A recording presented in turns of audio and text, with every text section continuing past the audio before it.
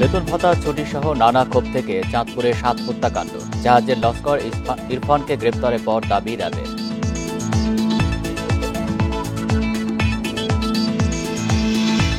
মানিকগঞ্জে পদ্মা যমুনায় অসংখ্য ডুবোচরে ব্যাহত হচ্ছে পণ্যবাহী জাহাজ চলাচল, হচ্ছে ডাকাতি, নিরাপত্তা নিয়ে উদ্বেগ।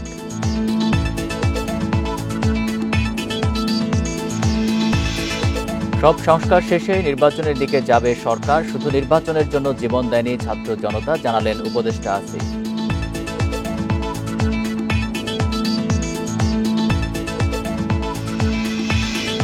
আখাউড়ায় তরুণীর মরদেহ পোড়ানোর দায় স্বীকার করেছে গ্রেপ্তার রনি। ধর্ষণে ব্যর্থ হয়ে হত্যা দাবি পুলিশের।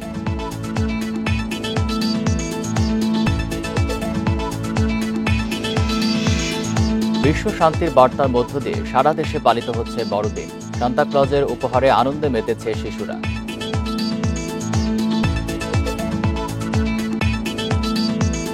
স্বাগত সমগ্র বাংলাদেশে, আপনাদের সাথে আছি আমি আলী আশরাফ। শুনছিলেন শিরোনাম, যাচ্ছি পুরো খবরে। বেতন ভাতা ছুটি সহ নানা বিষয়ে ক্ষোভ থেকে চাঁদপুরে জাহাজে ৭ জনকে হত্যা করা হয়। ঘটনায় জড়িত থাকার অভিযোগে গ্রেপ্তার আকাশ মণ্ডল ওরফে ইরফান ঘুমের ওষুধ খাইয়ে তাদের কুপিয়ে হত্যা করেন বলে দুপুরের সংবাদ সম্মেলনে এসব তথ্য জানায় র্যাব। এদিকে এই ঘটনায় গতরাতে হাইমচর থানায় অজ্ঞাতদের আসামি করে মামলা করেছেন জাহাজটির মালিক মাহবুব মোর্শেদ। র্যাব জানায়, খাবারের সাথে চেতনানাশক ওষুধ মেশানোর পর তাদের কুপিয়ে হত্যা করা হয়। ঘটনার পর জাহাজে ৭ জনের মরদেহ এবং একজনকে আহত অবস্থায় উদ্ধার করা হয়। পরে আহতর দেয়া তথ্য মতে জাহাজের নবম ব্যক্তি হিসেবে ছিলেন লস্কর ইরফান, কিন্তু ঘটনার পর থেকে তিনি ছিলেন উধাও। অবশেষে তাকে বাগেরহাটের চিতলমারী থেকে গ্রেপ্তার করে র্যাব। সংবাদ সম্মেলনে র্যাব জানায়, দীর্ঘদিন ধরে বেতন ভাতা না পাওয়া, ছুটি নিয়ে অসন্তোষ এবং জাহাজ মাস্টারের দুর্ব্যবহারের কারণে ক্ষুব্ধ ছিলেন ইরফান। সেই ক্ষোভ থেকেই জাহাজের মাস্টার গোলাম কিবরিয়া সহ সবাইকে ঘুমের ওষুধ খাইয়ে কুপিয়ে হত্যা করেন তিনি। জাহাজের মাস্টার সকল সময়ে তাদের ছুটি ছাটা, বেতন, বোনাস এই সমস্ত বিষয় নিয়ে কার্পণ্য করত এবং তাদের যে সুবিধাগুলো পাওয়ার কথা সেই সুবিধাগুলো না দিয়ে সে নিজেই ভোগ করত।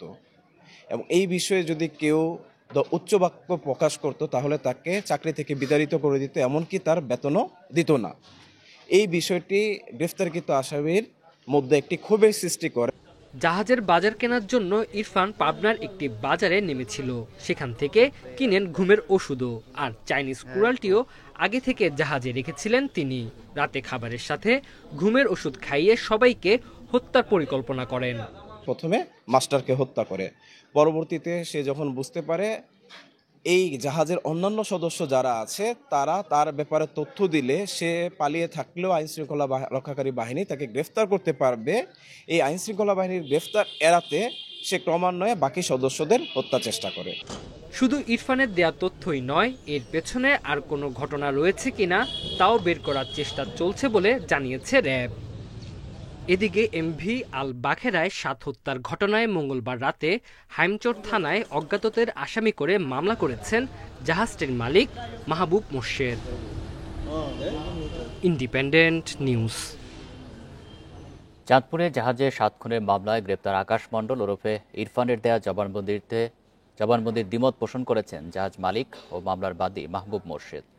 মুঠোফোনে তিনি ইন্ডিপেন্ডেন্ট টেলিভিশনকে জানান, প্রতিটি জাহাজে 2 থেকে 3 মাসের বেতন বকেয়া থাকে। 7 মাসের বেতন বকেয়া থাকার বিষয়টি সঠিক নয় বলে দাবি তার।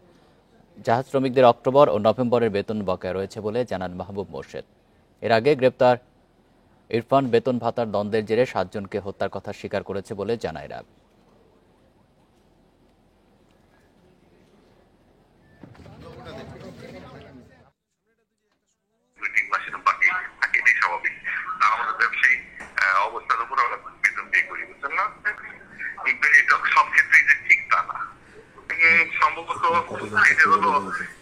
নভেম্বর, অক্টোবর, নভেম্বর, ডিসেম্বর চলতেই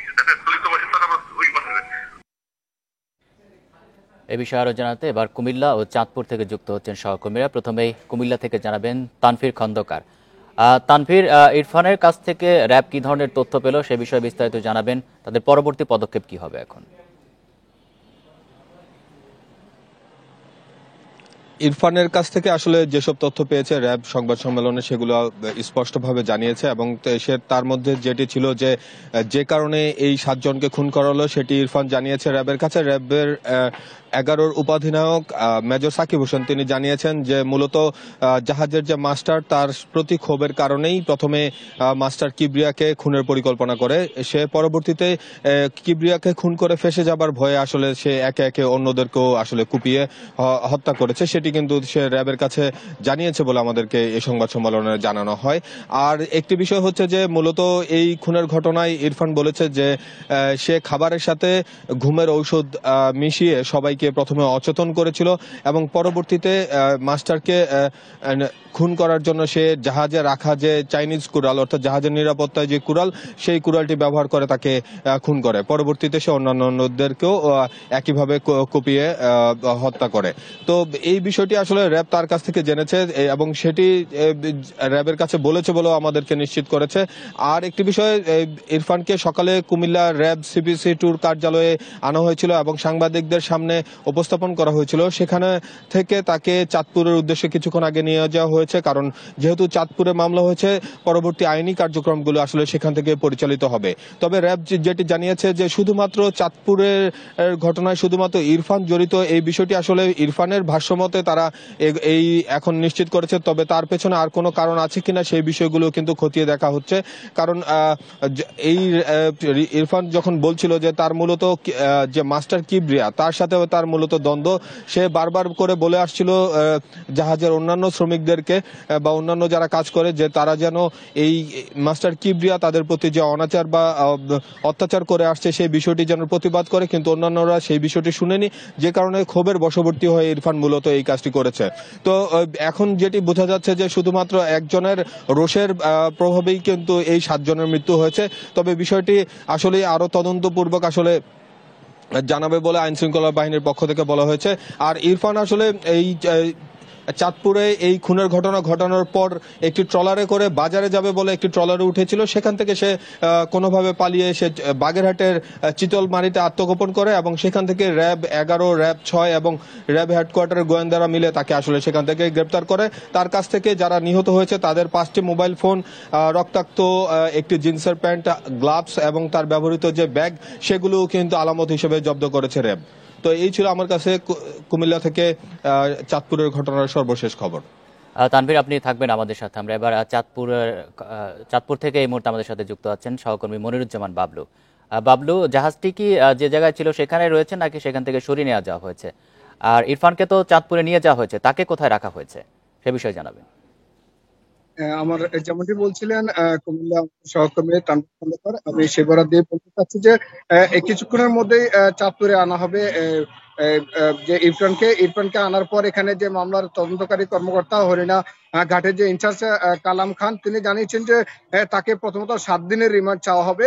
এই 7 দিন রিমান্ড চাওয়ার মধ্যে যদি আরো কোনো সম্পৃক্ততা বা আরো কোনো তথ্যপত্র পেয়ে থাকে তাহলে সেভাবে মামলার পরিচালনা করবেন। তিনি আমাদেরকে আরো জানিয়েছেন যে জাহাজটি এই মুহূর্তে কিন্তু এখনো ঘটনাস্থলে রয়েছে। এই জাহাজটি সেখান থেকে নোংর সরানো যাচ্ছে না। যে জাহাজটি যে ইরফান যে 7 জনের যে হত্যার যে বিষয়ে যে ইরফান রয়েছে, ইরফানে এই জাহাজটিকে মূলত নিজে চালিয়ে যে 1 ঘন্টা পথ পাড়ি দিয়ে এনেছেন, জাহাজটি কিন্তু এখন এই একটি চরে আটকে আছে, সেই কারণে জাহাজটিকে এখনো আনা সম্ভব হচ্ছে না। তবে আজকে রাতের মধ্যে যদি এই জাহাজটিকে আনা সম্ভব না হয় তাহলে আগামীকালের মধ্যে সারগুলো যেখানে যে 800 টন যে সার রয়েছে সারগুলো, ইউরিয়া সারগুলো, সেগুলো সরিয়ে তারপর জাহাজটিকে পাড়ে আনার চেষ্টা করা হবে। জাহাজটিকে হরিণা ফেরিঘাটে রাখা হবে বলে জানিয়েছেন তিনি। এই মুহূর্তে কিন্তু আমরা চাঁদপুর আদালতের প্রাঙ্গণে রয়েছি, এখানে তাকে আদালতে আনা হবে এবং নৌ পুলিশ সুপার যে মুশফিকুর রহমান তিনি জানিয়েছেন যে এই তাকে আদালতে আনা হলে আজকেই তার কাছে আদালতে তার বিষয়ে রিমান্ড চাওয়া হবে।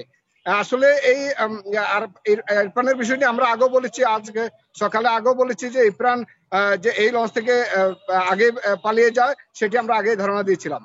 চাঁদপুর থেকে ছিল আমার কাছে সর্বশেষ। কুমিল্লা এবং চাঁদপুর থেকে জানাচ্ছেন আমাদের সহকর্মীরা। নব্যতা সংকট ও ডুবোচরের কারণে মানিকগঞ্জে পদ্মায় প্রায় প্রতিদিনই আটকা পড়ছে পণ্যবাহী জাহাজ। সার, খাদ্যপণ্য সহ বিভিন্ন মালামাল সঠিক সময়ে গন্তব্যে পৌঁছাতে না পারায় লোকসানের মুখে ব্যবসায়ী ও জাহাজ মালিকরা। ঘটছে ডাকাতিও। কার্যকর পদক্ষেপ না নিলে সংকট বাড়ার আশঙ্কা খাত সংশ্লিষ্টদের। বর্ষার পানি কমার সাথে সাথেই পদ্মা যমুনায় জেগে ওঠে অসংখ্য ডুবোচর। মানিকগঞ্জের বাহাদুরপুর থেকে সিরাজগঞ্জের লতিফপুর পর্যন্ত নৌপথে এমন ডুবোচর রয়েছে অন্তত ৮টি পয়েন্টে।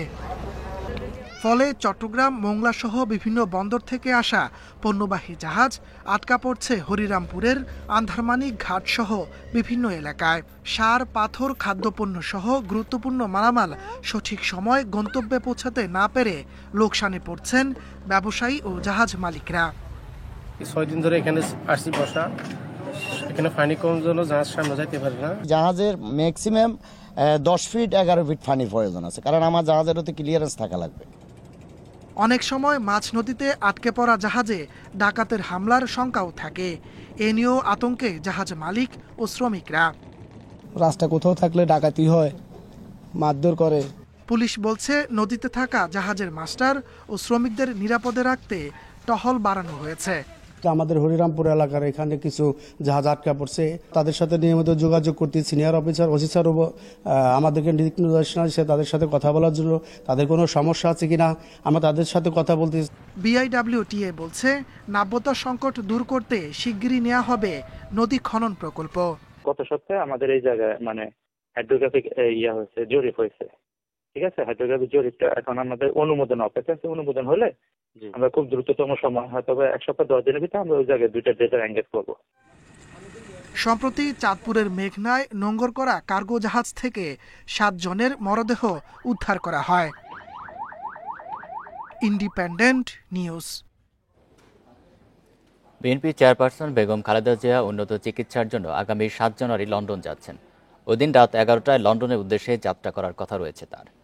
ছোট ছেলে আরাফাত রহমান কোকো স্ত্রী শর্মিলা রহমান, বিএনপি চেয়ারপারসনের ব্যক্তিগত চিকিৎসক, নার্স ও সহকারী সহ 15 জন খালেদা জিয়ার সফরসঙ্গী হিসেবে থাকছেন। বিএনপির দলীয় সূত্র এই তথ্য নিশ্চিত করেছে। বিএনপি নেত্রীর বিদেশে চিকিৎসার ব্যাপারে দীর্ঘদিনের আলোচনার পর অবশেষে সফরের এই তারিখ ঠিক করা হয়েছে। পররাষ্ট্র মন্ত্রণালয় তার সফরকে নির্বিঘ্ন করতে প্রয়োজনীয় সব পদক্ষেপ নিয়েছে। বিগত সরকারের আমলে বিদেশে চিকিৎসার জন্য বারবার আবেদন করা হলেও নানা অজুহাতে সেই আবেদন নাকচ করা হয়। শুধুমাত্র একটি নির্বাচনের জন্য ছাত্র জনতা প্রাণ দেয়নি, তাই ফ্যাসিবাদী আওয়ামী লীগের ধ্বংস করে যাওয়া সব প্রতিষ্ঠানের সংস্কার শেষেই নির্বাচনের দিকে এগোবে অন্তর্বর্তী সরকার। ঠাকুরগাঁয়ে একথা বলেছেন স্থানীয় সরকার উপদেষ্টা আসিফ মাহমুদ সঞ্জীব ভুঁইয়া। সকালে বালিয়াডাঙ্গি উপজেলা পরিষদে দুস্থদের শীতবস্ত্র দিয়ে তিনি আরও বলেন, বৈষম্য বিরোধী আন্দোলনে 2000-এর বেশি শহীদ ও প্রায় 20,000-এর বেশি আহত হয়েছেন। শহীদ পরিবার এবং আহতরাও সংস্কারের কথাই বলছেন, তাই সংস্কার করা জরুরি। ফ্যাসিবাদী সরকারের পতনের পর নতুন লক্ষ্য ফ্যাসিবাদী ব্যবস্থা বিলুপ করা বলে জানান তিনি। বলেন, উত্তরাঞ্চলে আশানুরূপ উন্নয়ন হয়নি। বিগত সরকার শুধু নির্দিষ্ট এলাকাকে কেন্দ্র করেই উন্নয়ন প্রকল্প নিয়েছে।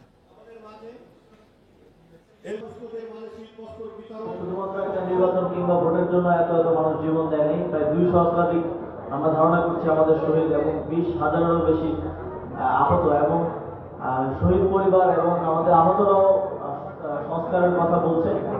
এই সরকারের একটা ক্লিয়ার ম্যান্ডেট হচ্ছে আমরা সংস্কার কার্যক্রমগুলো করব। আখাউড়ায় নারীকে পুড়িয়ে হত্যার ঘটনায় প্রাথমিক জিজ্ঞাসাবাদে দায় স্বীকার করেছে গ্রেপ্তার ফারহান রনি। এ ঘটনায় নিহতের মেয়ে বাদী হয়ে মামলা করেছেন। আজ আসামিকে আদালতে তোলা হবে বলে জানিয়েছে পুলিশ। পুলিশের ধারণা, ধর্ষণে ব্যর্থ হয়ে হরলুজাকে হত্যা করা হয়। গ্রেপ্তার রনি উপজেলার দক্ষিণ ইউনিয়ন যুবলীগের সাধারণ সম্পাদক শাহনেওয়াজ ভূঁইয়ার ছেলে। এর আগে মঙ্গলবার ভোরে হরলুজা বেগমকে রনি ডেকে নিয়ে যান বলে অভিযোগ রয়েছে। হত্যার পর ওই নারীর মাথা আলাদা করে পুঁতে রাখা হয় মাটিতে। পরে খণ্ডিত মরদেহ উদ্ধার করা হয়। রনির বিরুদ্ধে মাদকসহ একাধিক মামলা রয়েছে।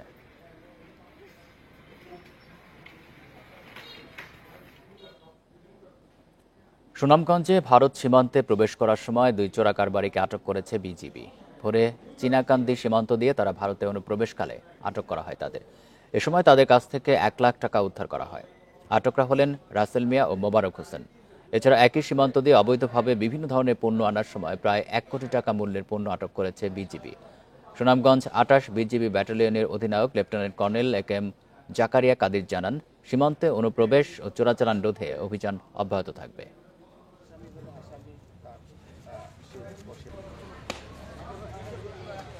কক্সবাজারের টেকনাফে দুস্থদের মাঝে শীতবস্ত্র বিতরণ করেছেন কোস্টগার্ডের মহাপরিচালক রিয়ার অ্যাডমিরাল জিয়াউল হক। বুধবার দুপুরে টেকনাফের শাহপুরীর দ্বীপে এসব সহায়তা প্রদান করেন তিনি। কোস্টগার্ড সদর দপ্তরের মিডিয়া কর্মকর্তা লেফটেন্যান্ট কমান্ডার সিয়ামুল হক জানান, সুবিধাবঞ্চিত মানুষের মাঝে বিভিন্ন সময় জনকল্যাণমূলক সেবা প্রদান করে আসছে কোস্টগার্ড। এরই ধারাবাহিকতায় কক্সবাজারের শাহপুরীর দ্বীপে অসহায় ও দুস্থ পরিবারের মাঝে শীতবস্ত্র বিতরণ করা হয়েছে। বাংলাদেশ কোস্টগার্ডের আওতাধীন উপকূলীয় এলাকায় এই ধরনের জনকল্যাণমূলক কার্যক্রম অব্যাহত থাকবে বলেও জানিয়েছেন তিনি।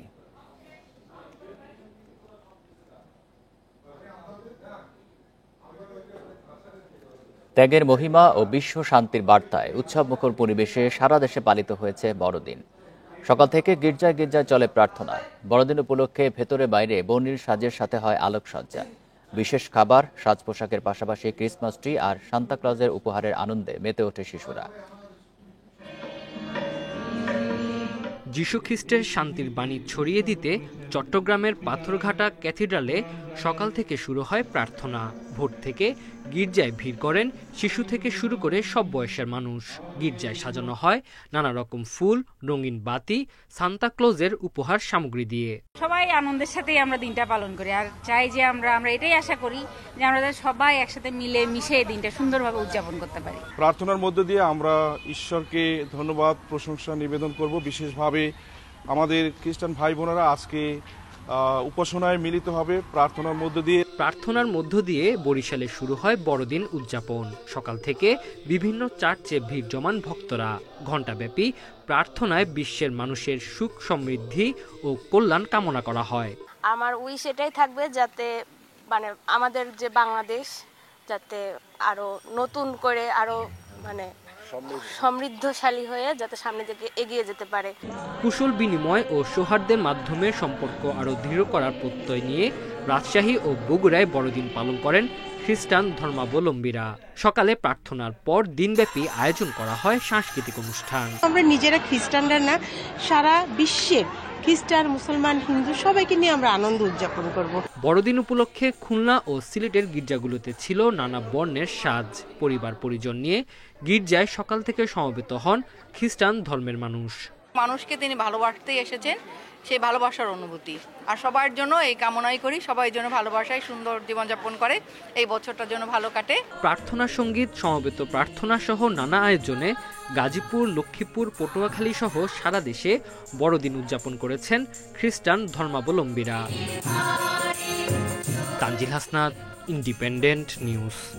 আজ পঞ্চগড়ের তেঁতুলিয়ায় তাপমাত্রা নেমেছে 9.3 ডিগ্রিতে। মৃদু শৈত্যপ্রবাহের কারণে বেড়েছে দুর্ভোগ। পঞ্চগড়ে সকাল 8টা পর্যন্ত ঘন কুয়াশায় ঠেকেছিল গোটা এলাকা। চুয়াডাঙ্গায় কুয়াশা গত 2-3 দিনের চেয়ে কিছুটা কমেছে, তবে তীব্র শীত অব্যাহত রয়েছে। পৌষে শীতের তীব্রতা বেড়ে যাচ্ছে মেহেরপুরে। কনকনে শীতে দুর্ভোগে পড়তে হচ্ছে নিম্ন আয়ের মানুষদের। জীবিকার তাগিদে সকালের হাড় কাঁপানো শীতের মধ্যেও কাজ করতে হচ্ছে তাদের। শীতের প্রকোপ খুব বাড়ছে, যার কারণে যারা জনজীবন ভ্যান, রিক্সা বা অটো, ইজি বাইক চালায়, এদের খুব সমস্যা। এই শীতের সময় আমাদের বাড়াইতে তো কষ্ট হয়, ভাত মাত্র আনদিনি আমাদের তো হাত পা কালি যায়। বরিশালে হঠাৎ বেড়েছে ডায়রিয়ার প্রকোপ। সদর হাসপাতালে প্রতিদিন গড়ে ভর্তি হচ্ছে 20 রোগী। এদের বেশিরভাগই শিশু ও বয়স্ক। চিকিৎসকরা জানান, ভর্তি রোগীর পাশাপাশি হাসপাতালের বহির্বিভাগেও চিকিৎসা নিচ্ছেন অনেক। ডায়রিয়া ওয়ার্ডে 4টি বেডের বিপরীতে ভর্তি আছেন 15 জন। হঠাৎ রোগীর চাপ বাড়ায় রোগীর স্বজনদের নানা পরামর্শ ও চিকিৎসা দিচ্ছেন চিকিৎসক ও নার্সরা। বরিশাল জেনারেল হাসপাতালের তথ্য অনুযায়ী চলতি মাসে চিকিৎসা নিয়েছেন 500 রোগী। অপরিচ্ছন্নতার কারণে ডায়রিয়া বাড়ছে বলে ধারণা চিকিৎসকদের। সকালবেলা অবস্থা বেশি খারাপ, তারপর সকালবেলা ভর্তি হলাম, তো রাত্র 2টার দিকে অসুস্থ হয়ে পড়ছে, তারপরে হাসপাতালে নিয়ে আসছি। রোগীর পরিমাণ বাড়াতে আমাদের একটু হিমশিম খেতে হচ্ছে যে আমরা বিছানা দিতে পারছি না। শিশু রোগীর পাশাপাশি প্রচুর বয়স্ক ডায়রিয়া রোগী পাচ্ছি আমাদের এখানে, এবং যেগুলো ওয়াটারি ডায়রিয়া বা সিভিয়ার ডিহাইড্রেশন নিয়েও বেশ রোগী আসতেছে, এবং তাদেরকে আমরা ভর্তি করে চিকিৎসা দিচ্ছি। চট্টগ্রামের এলিভেটেড এক্সপ্রেসওয়ে র্যাম্প নিয়ে আবারও দেখা দিয়েছে জটিলতা। এক্সপ্রেসওয়েটির কাজ সম্পন্ন করতে জেইসি মোড় থেকে ওঠার র্যাম্প নির্মাণের কাজ শুরু করেছে সিডিএ। তবে নগরপিতা ও নগরবিদদের আপত্তির মুখে কাজ শেষ হওয়া নিয়ে সংশয় কর্তৃপক্ষ। চট্টগ্রামের এলিভেটেড এক্সপ্রেসওয়েতে যানজট বাড়বে এমন ধারণায় গেল অক্টোবরে 15টি র্যাম্পের 6টি বাদ দেয় চট্টগ্রাম উন্নয়ন কর্তৃপক্ষ সিডিএ। বাকি 9টি র্যাম্প নির্মাণের কাজ চললেও নগর পরিকল্পনাবিদরা ব্যস্ততম জিসি জংশন থেকে উঠার র্যাম্পটি নিয়ে আপত্তি তোলে। নগরবিদরা মূল সড়কের প্রশস্ততা কমে যাওয়া ও যানজটের যুক্তি দিলেও সিডিএর দাবি এই র্যাম্প করা না হলে এলিভেটেড এক্সপ্রেসওয়ে অনেকটাই অকার্যকর হয়ে যাবে। আমাদের 9টা র্যাম্প করছি, তার মধ্যে কিন্তু টাইগার পাস র্যাম্পটা অলরেডি বাদ। তাহলে আপনি যদি জিসি র্যাম্পটাও বাদ দেন তাহলে মানুষ উঠবে কেমনে? মানুষ এখন উঠতেছে সেই মুরাদপুর এবং 2 নম্বর গেট থেকে। তাহলে তো আমি শহরটাকে তো আমি কানেক্টিভিটির মধ্যে আনতে পারলাম না। নগরীর লালখান বাজার থেকে পতেঙ্গা পর্যন্ত প্রায় 15 কিলোমিটার দীর্ঘ মূল এক্সপ্রেসওয়েতে গত আগস্টে যান চলাচল শুরু হয়। তবে লালখান বাজার ও টাইগার পাস অংশে উঠার র্যাম্প না থাকায় পতেঙ্গা যেতে ভোগান্তি হয়। এখানে একটা ব্যস্ততম স্কুল বাওয়া স্কুল সেখানে রয়েছে, সেখানে সারা চট্টগ্রামের লোক ঘুরে ফিরে ওই জিসির দিকে তারা আসতে থাকে। কাজে এখানে যানজট আরও বাড়তে থাকবে এবং সেটা কোনো ক্রমে আমরা হতে দিব না। পূব দিকের গাড়ি সবগুলো যদি জিইসির মোড় থেকে উঠতে হয় তাহলে ওদেরকে 5 কিলোমিটার ঘুরতে হবে, একবার যাবে একবার আসবে। জনসাধারণকে নাগরিকদের এই দুর্ভোগ দেবার অধিকার তো তাদের নাই। তবে লালখান বাজার ও টাইগার পাসে র্যাম্প করার সুযোগ নেই বলছে নির্মাণকারী সংস্থা সিডিএ। যারা বিশেষজ্ঞ যারা এটা প্রতিবাদ করছে জিইসি র্যাম্প নিয়ে, ওরা কিন্তু মিসলিডটা করছে। মিসলিডটা এই জন্য করছে যে তারা মনে করছে যে টাইগার পাসটা আমরা করব, টাইগার পাসে করাটা নিয়ে এটা বন্ধ করতে চাচ্ছে জিইসি র্যাম্পটা। তো জিইসি র্যাম্পটা তো বন্ধ করলে তো মানুষ কোন দিকে উঠতো? আমরা টাইগার পাস র্যাম্পটা তো করছি না। চট্টগ্রাম এলিভেটেড এক্সপ্রেসওয়ে নির্মাণে এখন পর্যন্ত ব্যয় হয়েছে 4,298 কোটি টাকা। Abdullah Rakib, Independent News, Chattogram. বড়দিনের ছুটি কাটাতে পর্যটকে মুখরিত খাগড়াছড়ি, রাঙামাটি ও কুয়াকাটা। পার্বত্য জেলার আলোটিলা, রিসাং ঝর্ণা, জেলা পরিষদ পার্ক ও কুয়াকাটার সমুদ্র সৈকত সহ বিভিন্ন স্পটগুলোতে ভিড় করছেন পর্যটকেরা। সমাগম বাড়ায় অতীতের ক্ষতি কাটিয়ে ওঠার আশা পর্যটন সংশ্লিষ্টদের। সরকারি ছুটির দিনে পর্যটন স্পটগুলোতে ভিড় থাকে কয়েক গুণ। আর এবার বড়দিনের বন্ধের সাথে বৃহস্পতিবার ছুটি নিলে মিলছে টানা 4 দিনের ছুটি। এতে ভিড় বেড়েছে সাজেক ভ্যালি সহ বিভিন্ন দর্শনীয় স্থানে। সকাল থেকে পর্যটকে মুখরিত পর্যটন কেন্দ্রগুলো। সাগর ও পাহাড়ের সৌন্দর্য দেখে মুগ্ধ ভ্রমণ পিপাসুরা। আজকে হচ্ছে বড়দিনের ছুটি আর সরকারি ছুটি, আগামীকালকে হচ্ছে আমরা ছুটি নিয়ে নেক্সট শুক্র শনি শুধু অ্যাড করে 4 দিনের একটা ট্যুর করলাম। ভালো লেগেছে, এটা একটি ঐতিহ্যবাহী গুহা আর এখানে সবাই আসতে পারে না। কুয়াকাটার ঢেউ, এই পানি, তারপর ঝিনুক সবকিছু ভালো লাগে। বড়দিন উপলক্ষে আজকে আসছে অনেক পর্যটক আসছে, ভালোই লাগছে। কেন্দ্রগুলোতে নানা বয়সীদের ভিড় বাড়ায় খুশি পর্যটন সংশ্লিষ্টরা। সমাগম বাড়লে রাজস্ব আদায় বাড়ার পাশাপাশি অতীতের ক্ষতি পুষিয়ে উঠবে বলে মনে করেন তারা। বন্ধ থাকার কারণে আমার এখানে আলোতিলা পর্যটনে আজকে প্রায় 2000-এর মতো পর্যটক হবে বলে আশা রাখি। বড়দিন উপলক্ষে পর্যাপ্ত পরিমাণ আসছে, আমাদের বেচা কিনাও ভালো হচ্ছে। আমাদের যে পিছনে গ্যাপ আছে, এরকম যদি লোকজন আসে বেচা বিক্রি হয় তাহলে আমরা আবার আশাবাদী। পর্যটকদের বরণে সব ধরনের প্রস্তুতি ছিল আগে থেকেই, তাই তো অতিথি বাড়ায় খুশি হোটেল মোটেল ব্যবসায়ীরা। পর্যটকদের সমাগম বৃদ্ধি পেয়েছে খাগড়াছড়িতে, এতে পর্যটন মডেল খাগড়াছড়ি প্রায় বুকিং পড়ে গেছে এবং আমরা সেভাবে পর্যটন মডেলকে সুন্দরভাবে গুছিয়ে তৈরি করে রেখেছি।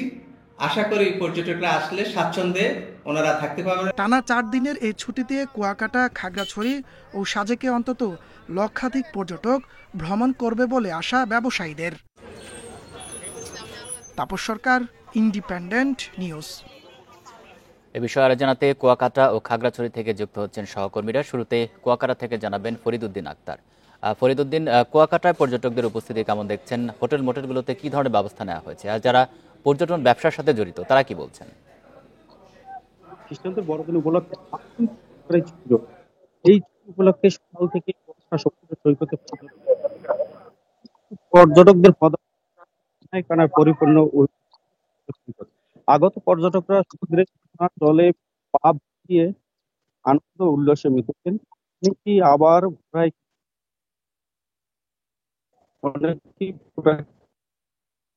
প্রাকৃতিক সৌন্দর্য উপভোগ, অনেকে আবার প্রিয়জনদের হাত ধরে প্রান্তে ঘুরে বেড়াচ্ছেন। অনেকেই কিন্তু প্রিয়জনের সাথে সেলফি তুলে যোগাযোগ মাধ্যমে ছড়িয়ে দিচ্ছেন। মোট কথা পুরো সৈকত এলাকা জুড়ে উৎসবের আমেজ বিরাজ করছে। এখন কিন্তু সৈকত এলাকায় বৈরী আবহাওয়া বিরাজ করছে, গুড়ি গুড়ি বৃষ্টি হচ্ছে, আকাশ ঘন মেঘাচ্ছন্ন রয়েছে, তারপরও কিন্তু কম সৈকত এলাকায় মোট কথা এলাকা জুড়ে এখন উৎসবের আমেজ বিরাজ করছে। আমি আপনাকে আরেকটি বিষয় জানিয়ে রাখি, কুয়াকাটা সৈকতের যে শুধু সৈকত এলাকায় নেয়, এখানে পর্যটক পল্লী, সুটকি পল্লী, আহ এখানে যে সীমা বৌদ্ধ বিহার আছে, সব পর্যটক স্পটেই কিন্তু পর্যটকরা কানায় কানায় পরিপূর্ণ হয়ে আছে। এছাড়া এখানে যে টুরিস্ট পুলিশ আছে, তারা কিন্তু পর্যটকের অপ্রীতিকর কোনো ঘটনা এড়াতে পুরো এলাকা জুড়ে সিসি ক্যামেরা দ্বারা নিয়ন্ত্রণে রেখেছেন। এছাড়া এখানে পর্যটকরা যাতে নির্বিঘ্নে চলাচল করতে পারে, সব সময় তাদেরকে মনিটরিং করা হচ্ছে। এখানে যারা ব্যবসায়ী এসব পর্যটকরা ফরিদউদ্দিন, আপনি থাকবেন আমাদের সাথে। আমরা একটু খাগড়াছড়ির পর্যটন নিয়ে জানবো। সেখান থেকে যুক্ত আছেন সহকর্মী সমীর মল্লিক। সমীর, খাগড়াছড়িতে পর্যটন কতটা জমে উঠেছে জানাবেন, সেখানে নিরাপত্তার কোনো শঙ্কা আছে কিনা? দেখুন, একদিকে বড়দিনের ছুটি এবং একই সাথে শীতের বিকেল, এইটি উপভোগ করার জন্য কিন্তু খাগড়াছড়ি প্রতিটি পর্যটন কেন্দ্রে আমরা দেখছি যথেষ্ট ভিড় রয়েছে। আমরা এই মুহূর্তে রয়েছি খাগড়াছড়ি জেলা পরিষদ পার্কে। সেখানে আমরা দেখছি যে একদম বিকেল থেকে কিন্তু এখানে পর্যটকদের রীতিমতো সমাগম বেড়েছে। এবং আপনি জানেন, আগামীকাল বৃহস্পতিবার যদি একদিনের ছুটি নিয়ে, অর্থাৎ এরপরে 2 দিন সাপ্তাহিক ছুটি, সব মিলিয়ে 4 দিনের ছুটি নিয়ে কিন্তু এখানে খাগড়াছড়িতে প্রচুর পরিমাণ পর্যটক সমাগম ইতিমধ্যে হয়েছে। এবং যে সমস্ত পর্যটকরা এখানে এসেছে তাদের সাথে আমরা কথা বলেছি, তারা বলছে যে মূলত 4 দিনের ছুটি কাটাতেই তারা এই বন্ধটাকে কাজে লাগিয়ে তারা কিন্তু এই পর্যটন কেন্দ্রগুলোতে ভ্রমণ করছে। এবং আমরা দেখছি খাগড়াছড়ি যে সমস্ত পর্যটন কেন্দ্রগুলো হচ্ছে আলোটিলা, রিসাং ঝর্ণা বা জেলা পরিষদ পার্ক, আমরা যে জায়গাটিতে রয়েছি সেখানে কিন্তু সকাল থেকে এখানে যথেষ্ট পরিমাণ পর্যটকের ভিড় আমরা লক্ষ্য করেছি। একই সাথে রাঙামাটির যে জনপ্রিয় পর্যটন কেন্দ্র সাজেক, সেটিও কিন্তু খাগড়াছড়ি হয়ে যাতায়াত করতে হয় বলে খাগড়াছড়ি ভ্রমণ শেষে কিন্তু পর্যটকরা সাজেকের উদ্দেশ্যে যাচ্ছে। এবং আমরা দেখছি সাজেকেও যে সমস্ত রিসোর্টগুলো রয়েছে, প্রায় 120টার মতো রিসোর্ট রয়েছে। অধিকাংশ রিসোর্ট কিন্তু সেখানে কিন্তু আগামী 3 দিন কোনো কিন্তু কক্ষ খালি নেই, যে কারণে যারা এখন পর্যন্ত আসলে সাজেকে রুম বুকিং করে নাই, তারা সেক্ষেত্রে যদি তারা সাজেকে ভ্রমণে যায়, সেক্ষেত্রে অনেকটাই তারা কিন্তু বিপাকে পড়ার একটা সম্ভাবনা রয়েছে। যেহেতু এটি একেবারে খাগড়াছড়ি শহর থেকে 70 কিলোমিটার দূরে একটি পর্যটন কেন্দ্র, সেক্ষেত্রে যদি তারা সেখানে গিয়ে রুম না পায়, তাহলে আসলে সেখানে তারা একটা ধরনের একটা ভোগান্তিতে পড়বে। পর্যটক ব্যবসায়ী যারা রয়েছে তাদের পক্ষ থেকে বলা হয়েছে, যারা সাজেকে যাবে অন্তত আগে থেকেই তারা যাতে বুকিং দিয়ে সেখানে যায়। একই সাথে এখানে খাগড়াছড়িতে পর্যটক যে পরিমাণ বাড়ছে, আগামী 4 দিনে অন্তত 15 থেকে 20 হাজার কিন্তু পর্যটক খাগড়াছড়ি এবং সাজেক ভ্রমণের ধারণা করছে পর্যটন ব্যবসায়ীরা। এবং তারা বলছে এভাবে যদি পর্যটক আসতে থাকে, তাহলে অতীতে তাদের যে ক্ষতি হয়েছে সেটা কিন্তু তারা অনেকটাই পুষিয়ে উঠতে পারবে। কুয়াকাটা এবং খাগড়াছড়ি থেকে জানাচ্ছেন আমাদের সহকর্মীরা। ঢাকা কক্সবাজার রুটে ট্রেন দুর্ঘটনা ভুয়া খবর সামাজিক যোগাযোগ মাধ্যমে প্রচার করে আতঙ্ক ছড়ানো হয়েছে। দুপুরে চট্টগ্রামের সাতকানিয়ায় ঢাকাগামী ট্রেন দুর্ঘটনায় পড়েছে বলে ফেসবুকে একাধিক আইডি থেকে প্রচার করা হয়। এ নিয়ে ছড়িয়ে পড়ে আতঙ্ক। রেলওয়ে পূর্বাঞ্চলের নিয়ন্ত্রক কর্মকর্তা মোহাম্মদ শাহাদাত জানান, সাতকানিয়ায় কোনো দুর্ঘটনা হয়নি। হাসানপুরে আগের ঘটে যাওয়া একটি ট্রেনের পুরনো ছবি দিয়ে আতঙ্ক ছড়াচ্ছে একটি চক্র। জড়িতদের বিরুদ্ধে ব্যবস্থা নেওয়ার কথা জানিয়েছেন তিনি।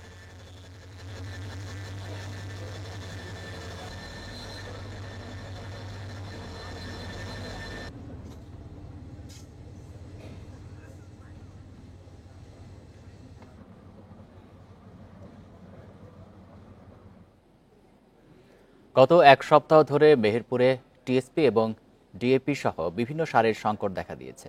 বরাদ্দ কম থাকা এই অবস্থা বলে দাবি ব্যবসায়ীদের।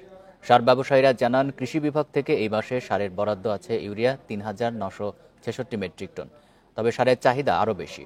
সার সংকটে ভুট্টা, আলু, মসুর, গম সহ অন্যান্য ফসল চাষাবাদ ব্যাহত হচ্ছে বলে জানান কৃষকেরা। দ্রুত সংকট সমাধানের আশ্বাস দিয়েছে কৃষি বিভাগ।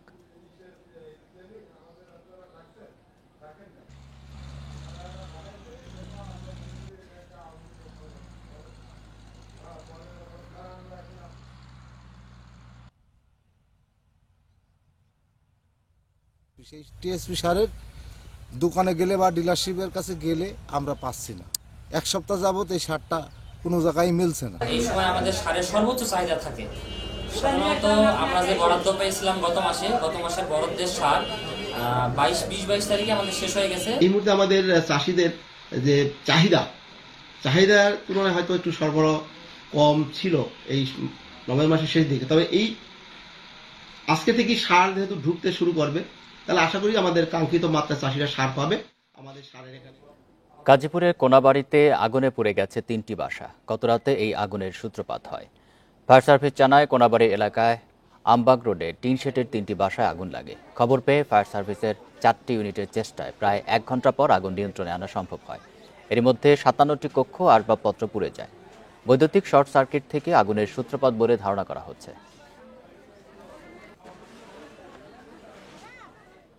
এ ছিল সমগ্র বাংলাদেশে ইন্ডিপেন্ডেন্ট টেলিভিশনের সব খবরের আরো বিস্তারিত জানতে চোখ রাখুন ফেসবুক, এক্স এবং ইউটিউবে। ধন্যবাদ সবাইকে।